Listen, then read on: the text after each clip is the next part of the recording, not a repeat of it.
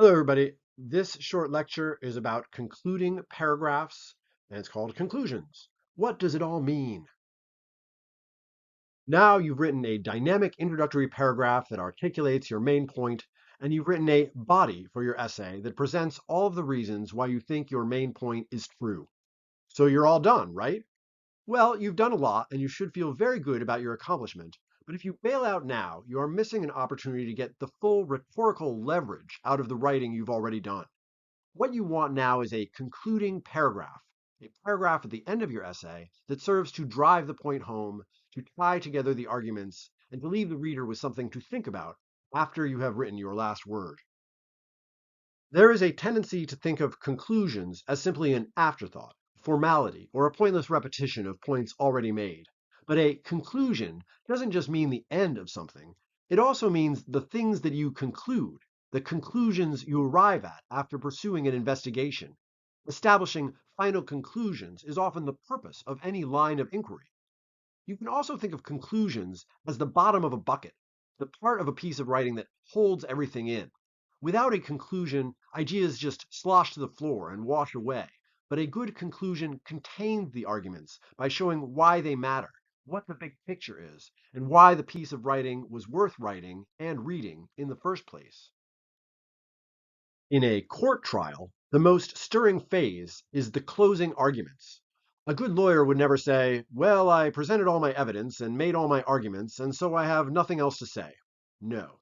The good lawyer knows that this is their last opportunity to get through to the jury, to make them think, to make them care, to arouse their sympathy, and to leave them with something to think about.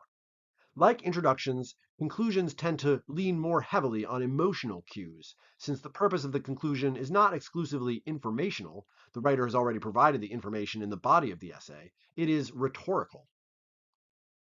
Conclusions tend to be a little less formulaic than introductory paragraphs, but there are a few tried and true techniques that writers typically use to make their conclusions impactful.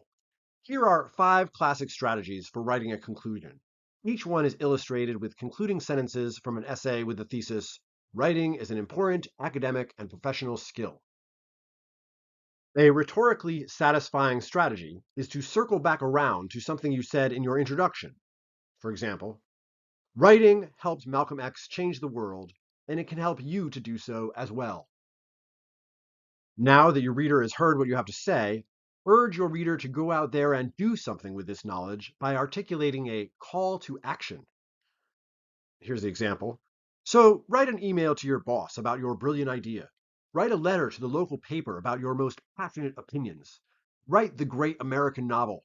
Whatever you have to say, whatever you want to be, whatever change you want to see in the world, use your writing to achieve success, not only in school and in the workplace, but in life. Explain your why. The conclusion can be an opportunity for you to reflect on what your writing topic means to you.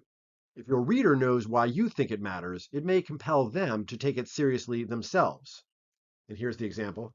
In my career as a teacher, I've seen the power of writing to help students discover their place in the world, to find themselves, and to develop the confidence to succeed in school and in the workplace.